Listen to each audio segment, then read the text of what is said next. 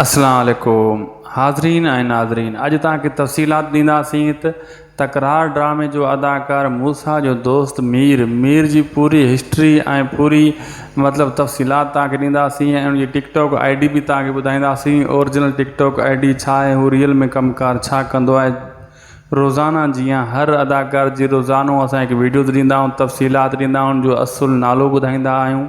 तव्हां रोज़ानो ॾिसंदा आहियो, लाइक ॾींदा आहियो ऐं तव्हां रिप्लाई सुठो ॾींदा आहियो, तंहिंजे करे जेका ॿिया अदाकार रहियल आहिनि सिंधी ज़हर ज़िंदगी ऐं तकरार ड्रामे में कमु करे रहिया आहिनि, उन्हनि जा असुलु नाला रोज़ानो तफ़सील सां वीडियो ॾींदा आहियूं। अॼु मीर जी तफ़सील सां वीडियो ॾींदासीं त हिन जो असुलु नालो छा आहे, सभु कुझु तव्हांखे ॿुधाईंदासीं। पहिरियां महिरबानी करे अगरि नवां आहियो त असांजे यूट्यूब चैनल शाहिद खुसो वीलो खे सब्सक्राइब करे छॾियो ऐं फेसबुक पेज खे फॉलो लाइक इन वीडियो खे अॻियां ज़रूरु शेयर कंदा, जीअं की ॿिए खे बि ख़बर पवे त एक्टर जी हिस्ट्री, हिन अदाकार जी हिस्ट्री छा आहे, हिन जो असुलु नालो छा आहे।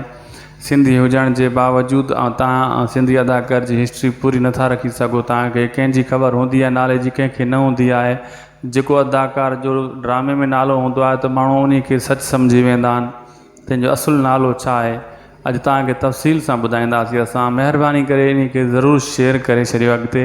अॼु तकरार ड्रामे जो अदाकार मूसा जो दोस्त ऐं यारनि जो यार मीर जो असुलु नालो दोस्तो इरफ़ान शेख आहे।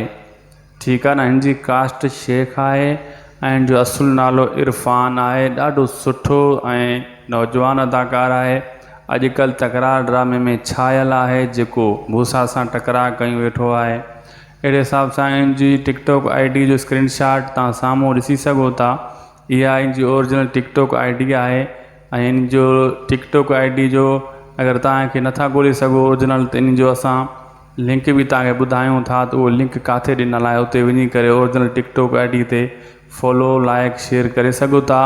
इरफ़ान अली शेख उर्फ़ मीर तकरार ड्रामे जो अदाकार टिकटॉक्स बि ॾाढा शौक़ सां ठाहींदो आहे। रोज़ाना हिकु ॿ टिकटॉक हिन जा ईंदा रहंदा आहिनि, मज़ाया फ़नी ऐं एक्टिंग जे हिसाब सां हीअ टिकटॉक घणा ठाहींदो आहे।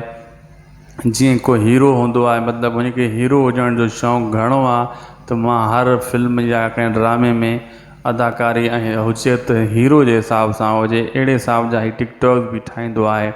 इन जो ओरिजिनल टिकटॉक ID जो लिंक असांजे हिन वीडियो में यानी इन वीडियो जे डिस्क्रिप्शन में ॾिनल अथव, उते वञी लिंक ते क्लिक कंदव त हिन जी ओरिजिनल टिकटॉक ID तव्हांजे साम्हूं अची वेंदी। हज़ारे लखें जा लाइक आयल आहिनि, हज़ारे जा फॉलोअर आहिनि। उते ॿिया अदाकार बि इन सां लिंक हूंदा अथव, अगरि तव्हां उते वेंदो तव्हांखे ॿिनि अदाकारनि जी बि ख़बर पइजी वेंदी आराम सां। न त रोज़ानो असां तव्हांखे वीडियोज़ में ॿुधाईंदा था अचूं। सब्सक्राइब करे छॾियो, फॉलो बि करे छॾियो, जीअं सुभाणे कंहिं ॿिए अदाकार जी असां डिटेल सां वीडियो आणियूं त उहो तव्हांखे सभ खां पहिरियां मिले। इरफ़ान अली शेख उर्फ़ मीर तकरार ड्रामे जो अदाकार, अॼु इन जी हिस्ट्री हुई ऐं लिंक बि डिस्क्रिप्शन में अथव। यूट्यूब जे वीडियो जे डिस्क्रिप्शन में, फेसबुक जी डिस्क्रिप्शन न हूंदो आहे।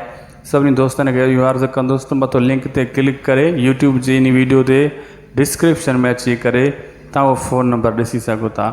असांखे ॾींदा इजाज़त, मिलंदासीं तव्हां सां सुभाणे हिकु वरी नई वीडियो सां गॾु। ख़ुदा हाफ़िज़।